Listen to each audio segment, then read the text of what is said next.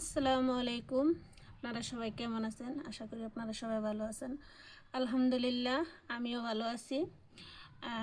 মোট কথা, আজকে আমি কয়েকটা কথা তুলে ধরবো প্রবাসীদের নিয়ে। স্টকের ব্যাপারে, যারা প্রবাসীরা যে কারণে বেশি স্টক করে, এমনকি যে কারণে স্টক করে, এমনকি কিসের চাপটা, যে চাপটা বেশি প্রেশারের কারণে কয়েকটা ব্যাপার আছে যেগুলো এরা নিতে পারে না। কারণ সবাই তো জানে না যে প্রবাসীরা অনেক কষ্ট করে মা বাবা ভাই বোন, কারোর স্বামী স্ত্রী, কোনো মহিলা তার স্বামী ছেড়ে আসে, আবার কোনো পুরুষ তার পরিবার ছেড়ে আসে।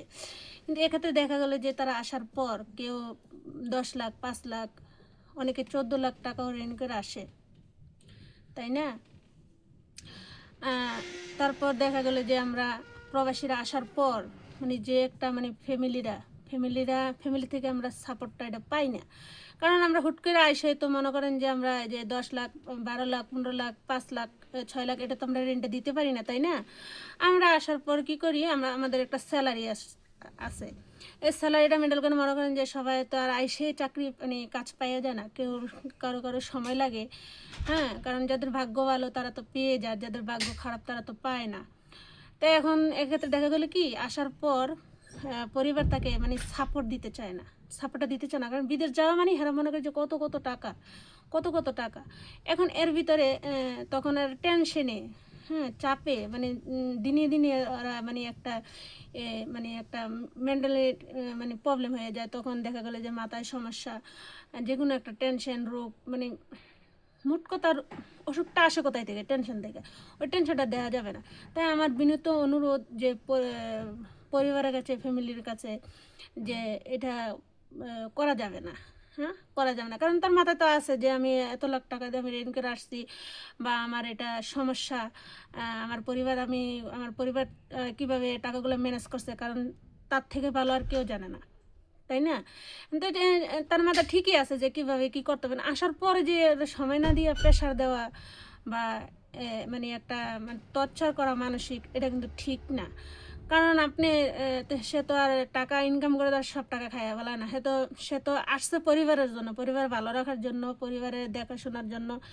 মোট কথা পরিবারকে যেভাবে ভালো রাখা যায়, সেটার জন্যে। এখন যদি সে আসার পর 1 মাস 1.5 মাস না যেতে যদি টাকা পয়সা দেয়, বা সে টাকা বাড়িতে দেওয়ার পরও আপনারা মনে করেন যে না আরও টাকা আছে, সে দিতেছে না।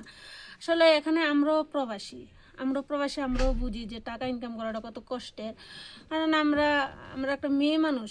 কারণ এখানে সবাই তো আর এখানে আনন্দ উল্লাস করার জন্য আসে না, সবাই কোনো না কোনো সমস্যা নিয়েই এখানে আসে। কিন্তু এটা তো দেখতে হবে, এটা না বুঝে না শুনে যদি আমরা একটা মানুষের প্রেশার দিই তাহলে কিন্তু হবে না। তাই আমি বাংলাদেশের মানুষের কাছে, যারা পরিবার আছেন, আশা করি তারা সবাই বুঝবেন, ব্যাপারটা দেখবেন, তারপর বলবেন। কারণ হঠাৎ করে আমরা সারাদিন পরিশ্রম করে আসার পর কেউ 12 ঘন্টা 14 ঘন্টা ডিউটি করে, খুব কম মানুষ আছে 8 ঘন্টা ডিউটি করে। কিন্তু কিন্তু যে মনে করেন যে ডিউটি করার পর আসার পর আমরা বাড়িতে ফোন দেওয়ার পরে পরিবারের সাথে কথা বলি, তখন যদি পরিবারের সাথে একটা নেগেটিভ কথা চলে আসে, তখন কিন্তু মনটারে মানাইতে পারি না। কারণ সারাদিন পরিশ্রম করার পরে যদি আমি পরিবারের সাথে একটু হাসিমুখে কথাটা না বলে আমার সাথে মানসিক টেনশন দেয় তারা, তাহলে তো হবে না। তাহলে কিন্তু হবে না। তাকে বুঝতে হবে ব্যাপারটা। বলবেন না কেন, বলবেন, যেহেতু উনিও একটা পরিবারের লোক, বলবেন। কিন্তু ওই ইটা বুঝে বলতে হবে, শান্তশিষ্ট মাথায়, যখন মাথা ঠান্ডা হবে তখন জিনিসটা বলতে হবে যে কখনো কি লাগবে না লাগবে, কি করতে হবে ফ্যামিলির জন্য, কি দিতে হবে না দিতে হবে, এটা বলতে হবে। কিন্তু না বুঝে না শুনে যদি একটা কথা করেন, তাহলে তো হবে না। না, এটা বুঝতে হবে যে আসলে আমারও বুঝতে হবে যে পরিবারের জন্য পরিবারকে কী করতে হবে না করতে হবে, আর পরিবারকেও বুঝতে হবে যে আমাদের ছেলে কিংবা মেয়ে আছে, ওদেরকে ভালো কীভাবে রাখতে হবে। যেমন আমরা কোনো কিছু হইলে প্রবাসের ভিতরে এখানে দেখার মতো কেউ নাই।